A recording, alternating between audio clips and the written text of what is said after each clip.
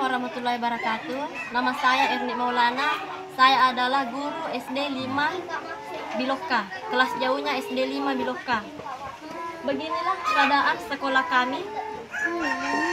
Serba kekurangan dan juga keterbatasan.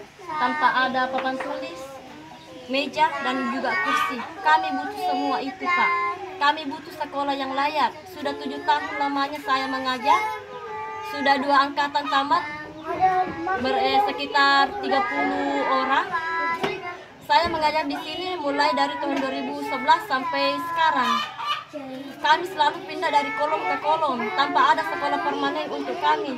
Kenapa kami pindah dari kolom ke kolom? Karena kalau kita merasa kalau penghuni rumah merasa terganggu dengan keberadaan kami pindah lagi.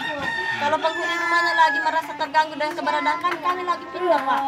Jadi kami selalu pindah terus. Sudah 9 kami selalu pindah dari kolom ke kolom. Kami berharap dengan pemerintah mudah-mudahan kami dibikinkan sekolah permanen yang layak untuk anak-anak. Dan juga peralatannya seperti meja, kursi dan juga papan tulis. Kami tidak butuh yang lebih.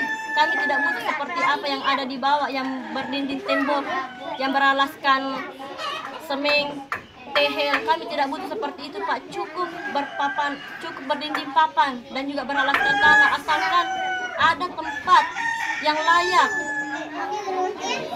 yang ditempati anak-anak belajar supaya mereka bisa lebih nyaman dan tenang.